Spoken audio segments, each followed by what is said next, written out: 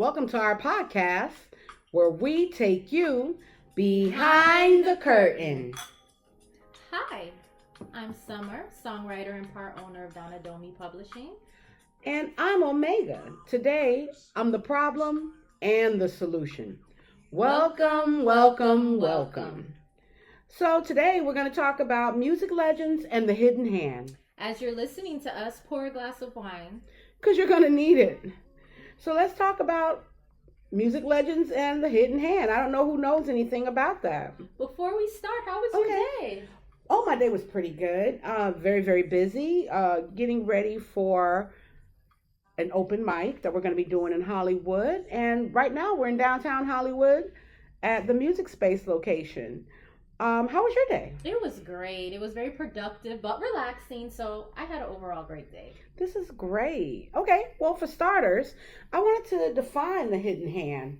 The hidden hand is what happens behind the curtain, where we are right now. And guess what? You're behind the curtain with us. It comprises of managers, agents, companies, systems, so much more that shapes careers. Sometimes even the artist is unaware of what's going on. So let's start with our favorite music legends. What do you think about that today? Yeah, so my favorite, the person that actually even gave me the influence and the inspiration to start writing songs was Aaliyah. Okay. Rest in peace to her. So I started writing songs at 14 and I was like her biggest fan. And wow. She just impacted me in so many ways. I remember when I was in high school and my first heartbreak, her music actually helped me through that difficult process. Isn't that something how music really does have? It's healing. It's power, so healing. Doesn't it? It really is. It really does. I don't know. Music has gotten me through so much. You know, growing up, one of my favorites was actually Whitney Houston. She was the reason I would spend a long time singing in the house.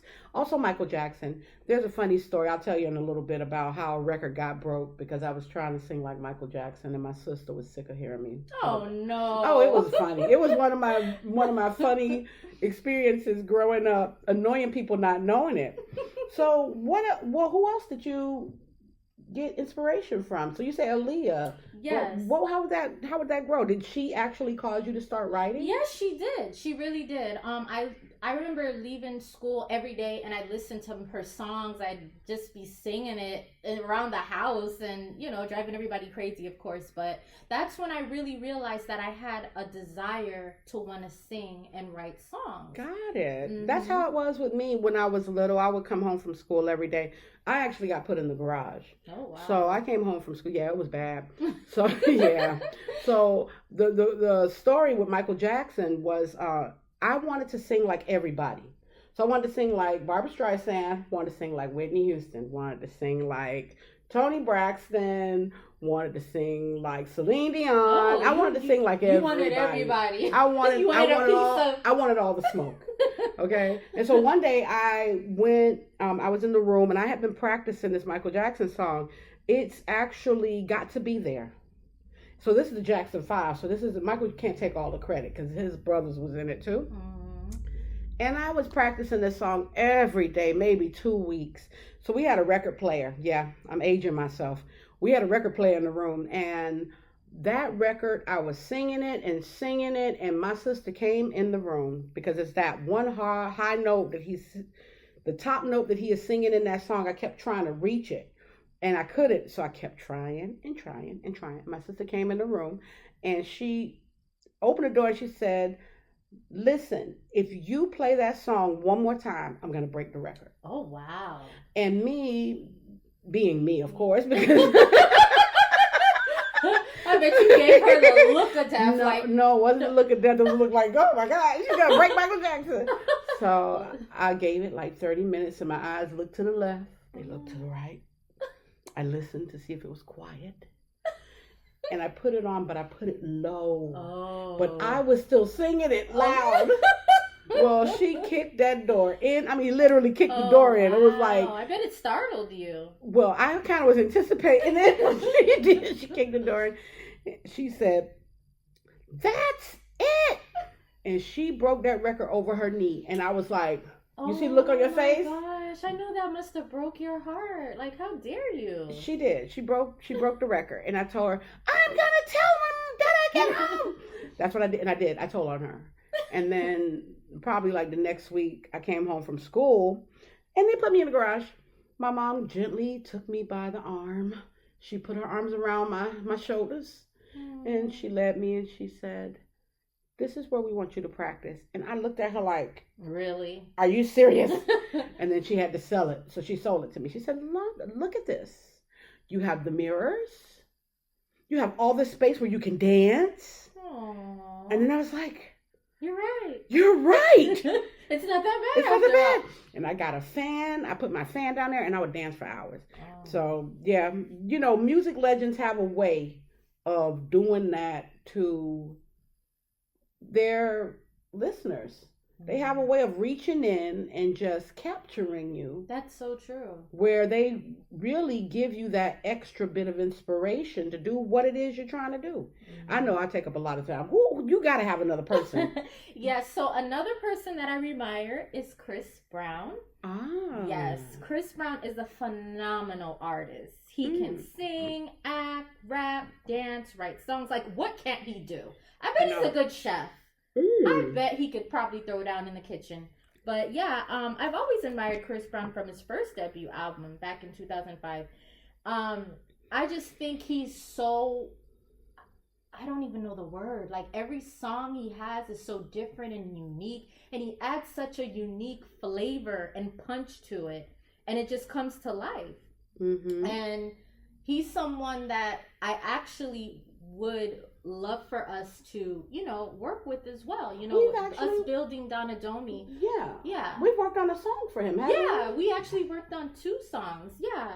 So as a matter of fact, we should take a listen to it just in case Chris Brown's listening. Yes. Or someone who knows him. Exactly. This is a song that we did in the studio, right? Yeah, we did this in the studio not that long ago. Yeah, putting stuff together. Mm-hmm.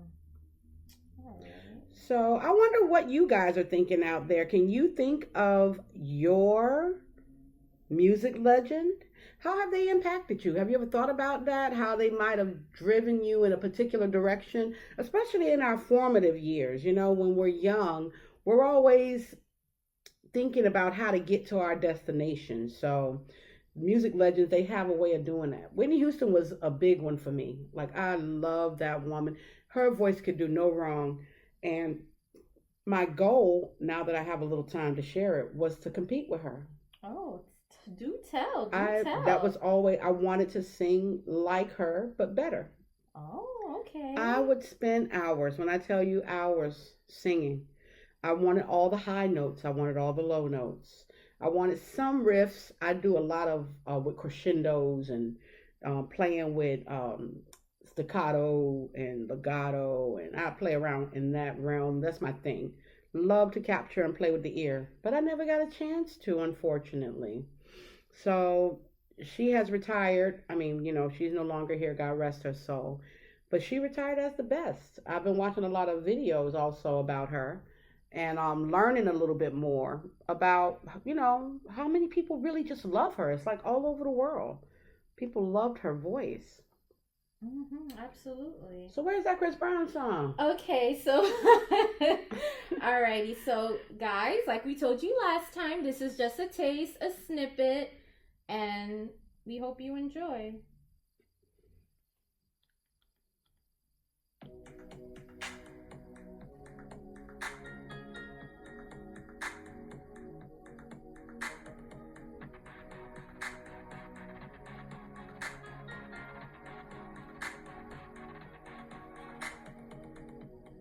You're the one I really like. You're the one I can't get out of my mind.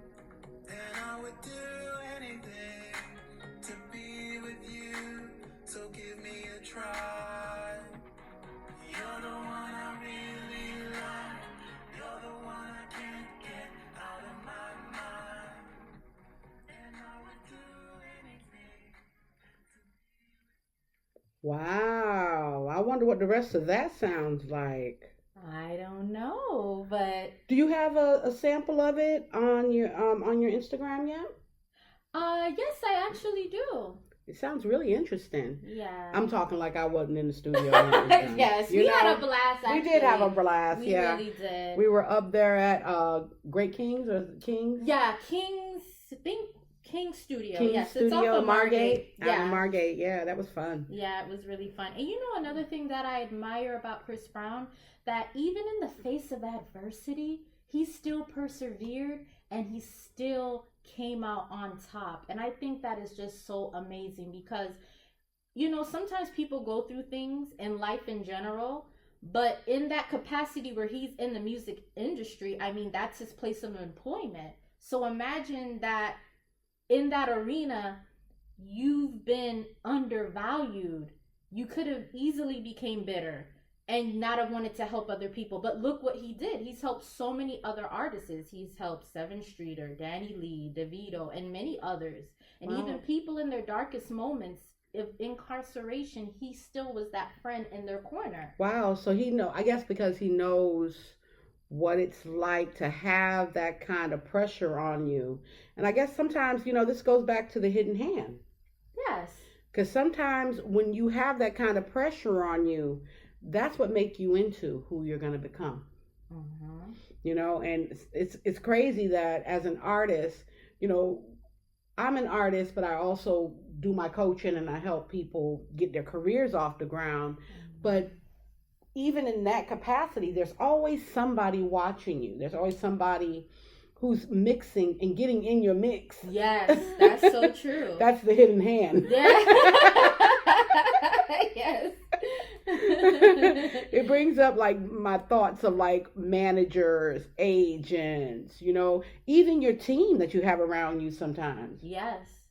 So that is, something I wanted to like bring to the forefront. As you continue to grow as an artist, it's always good to know that you're going to be handled. Sometimes you're going to be mishandled. Yeah. But you have to take it in stride, because if you stay with it, you could become the next Chris Brown. Yes. Or the next whatever you want to be, Exactly. It's not an easy road, but I've had a few tough experiences in my life, and I've had some things happen to me that some people would be like, wow, I would curse the music business and die. Exactly. Exactly. But I'm not that I'm not built that way. So I do get it.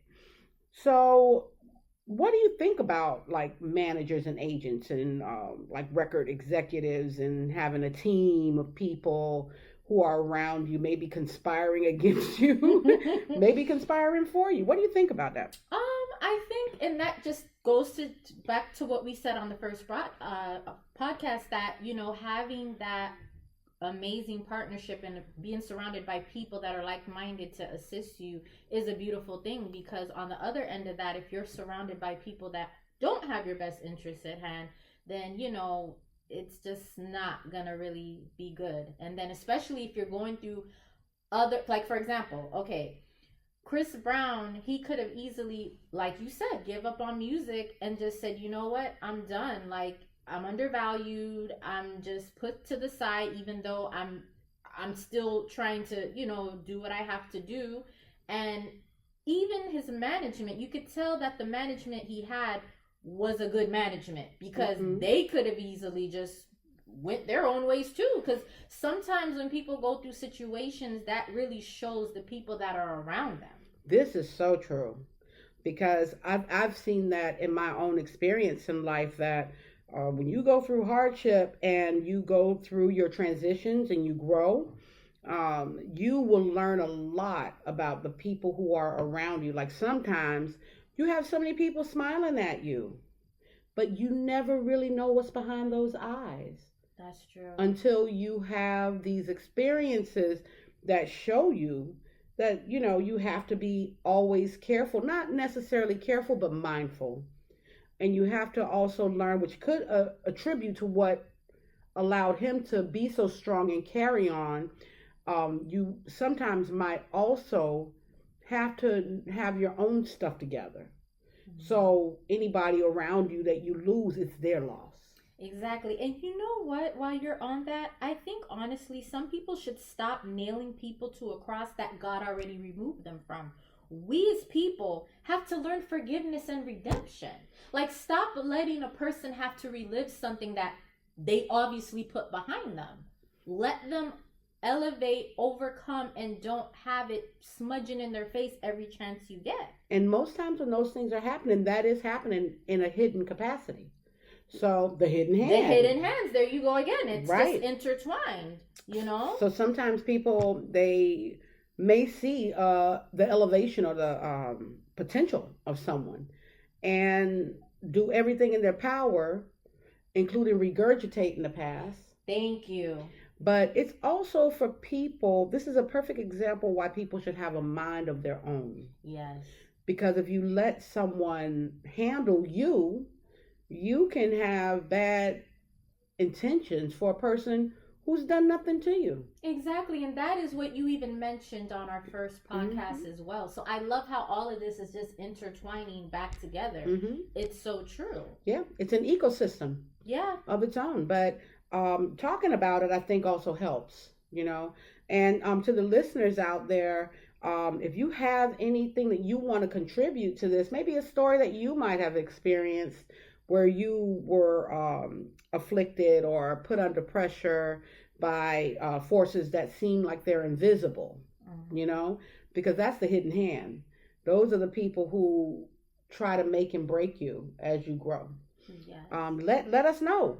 You know, add something, add a comment, you know, yes. let us into your world a little. Of course. You know? Like, comment, and subscribe. Yeah. And you know, also touching on that, they have to understand that yes, he is a world icon, but at the end of the day, he's a human being and has feelings. Yeah. And I think that's what a lot of people tend to forget. They see this mega star, but at the end of the day, that's a heart beating within his chest. Like, come on. Yeah. You gotta have a heart. Yeah, that's all artists though. That's all artists. Anybody who's out here putting themselves out there, trying to become something, moving and trying to create a legacy or fulfill their dreams, all those people are real. Those aren't just avatars or Sims. Yeah. They're not those. They're people. So when you're disrupting their life, you're disrupting the lives of the people around them as well. Yeah. You know, and I don't think people pay a lot of attention to that. And sometimes people become puppets. And what they call them, flying monkeys? Yes, they call that too, flying monkeys. Yeah, flying monkeys is like, that reminds me of Oz. But they become obstructions to someone they don't even know. Exactly. And again, this goes back to the hidden hand. Hidden hands, exactly. Because people, you don't see where it's coming from most of the time. But I love a good comeback story.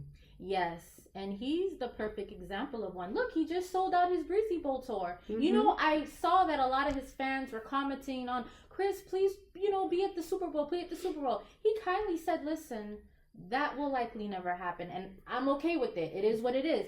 He made his Breezy Bowl, and will you believe all those shows sold out? I heard he had a great tour, both nationally and internationally. Exactly. I saw some clips. I'm a doom scroller. Me too. I must admit, it's so addicting. Yes, it is. You know, but yeah, he is just the perfect example of a comeback story. Good comeback story. I agree. Yeah, and Chris, we know this video will get to you, and we want you to know that us at Donna Domi Publishing, you are valued and you're appreciated. Yeah, I agree. I agree. I think that he has a lot of value. I think he's always had a lot of value. Oh yeah, from the start. Yeah, he's a child star. So most people don't make it out of their teenage years without a lot of problems. So you know that he has a strong family unit. Yes, he does. And he has a lot of people around him despite the haters who love him. Oh, of course. Because, you know, they say haters are hidden admirers. And I think that's true. They're hidden hands. You don't hate him. You love him. Admit it. You guys love Chris Brown. Stop it. Yeah.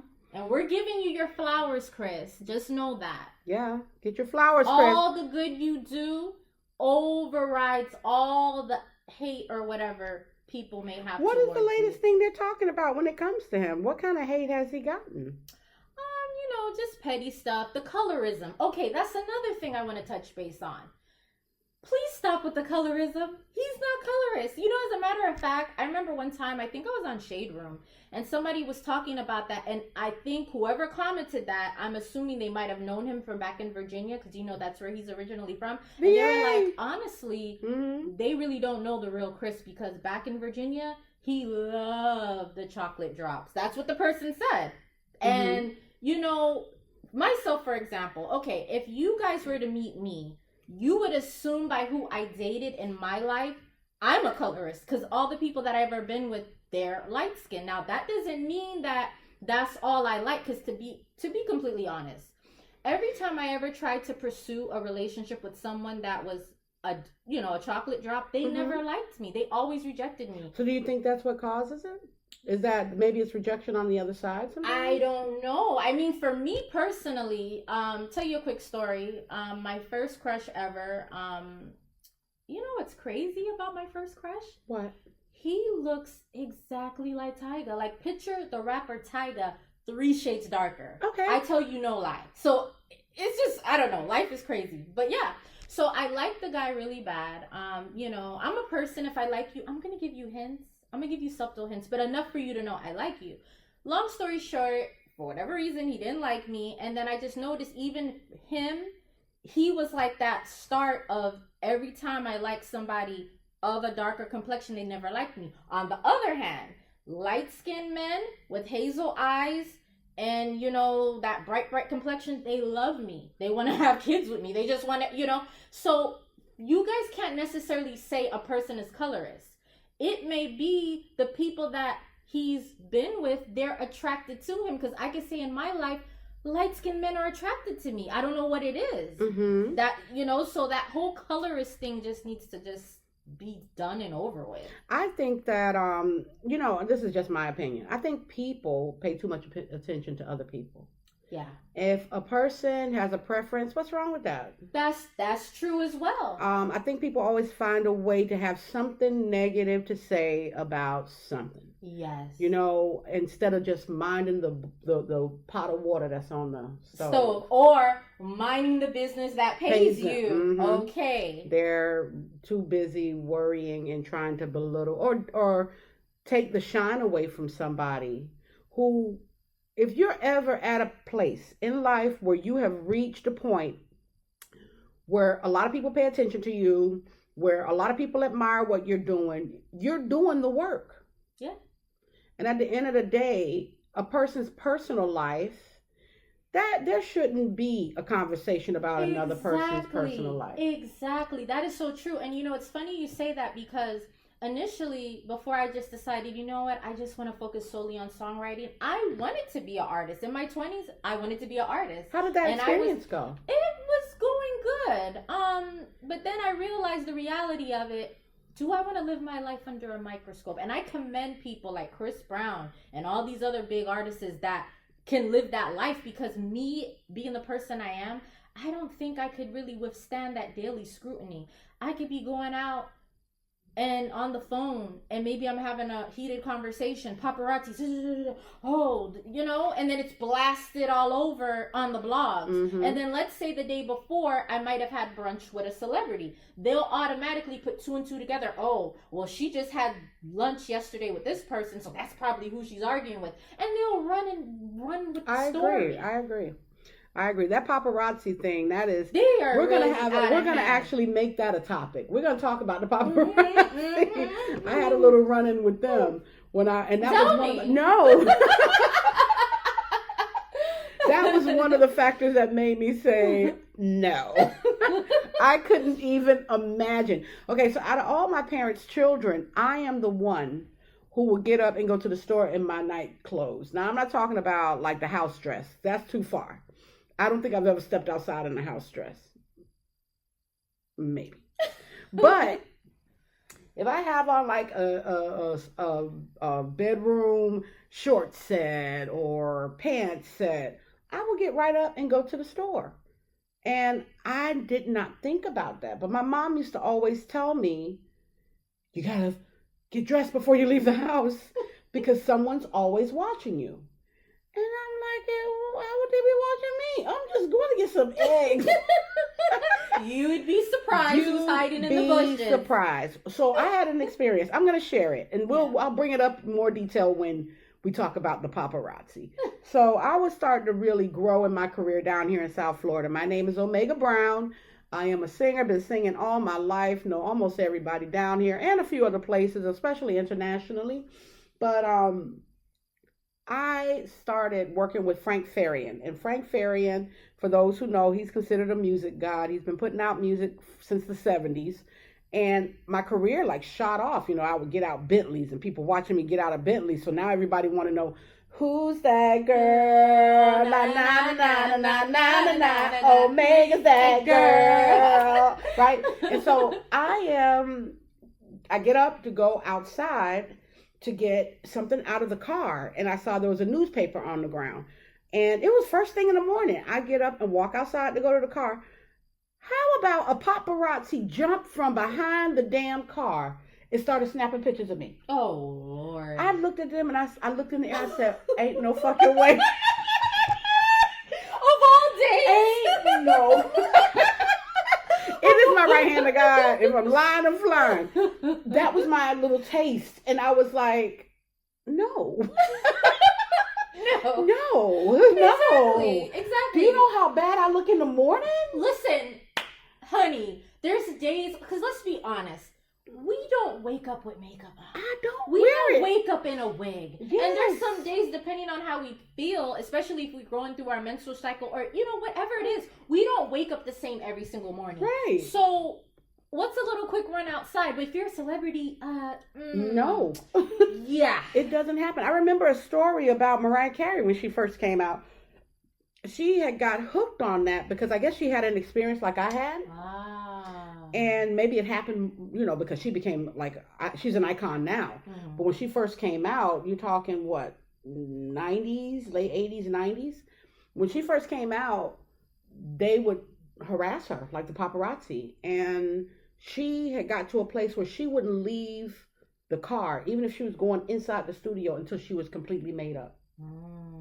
Because I can only imagine how ugly those pictures were. They probably said, damn. Yeah. No, unflattering is easy.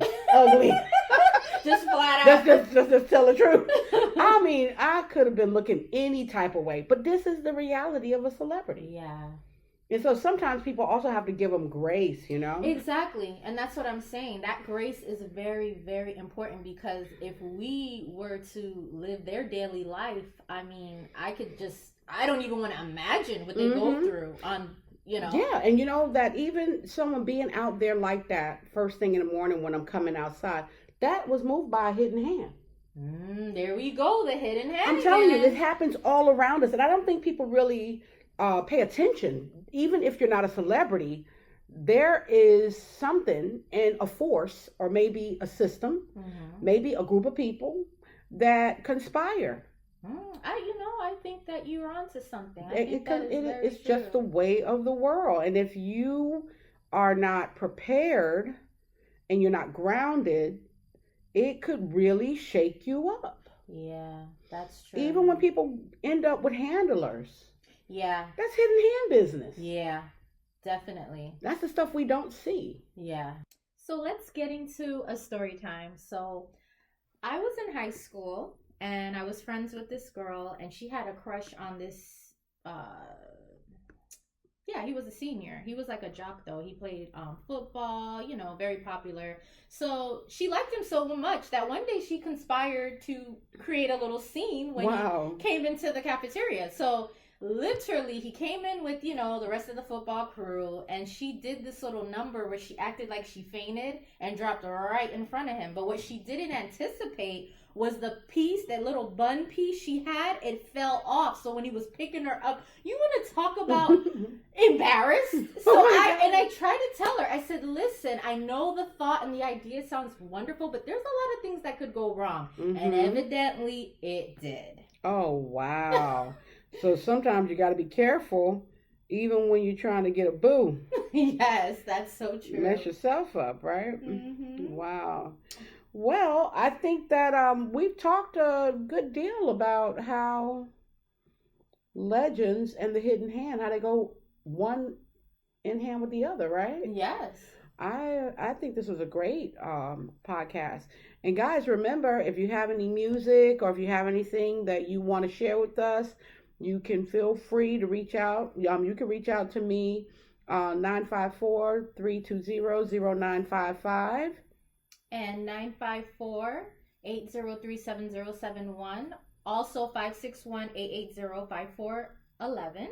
But listen, it's been fun, but we got to get out of here. We just popped in for a moment to let you see what's going on behind the curtain. And now in closing, I want everybody out there to know we love you, okay? Remember to always be intentional and aim for the stars. Until next time, toodles!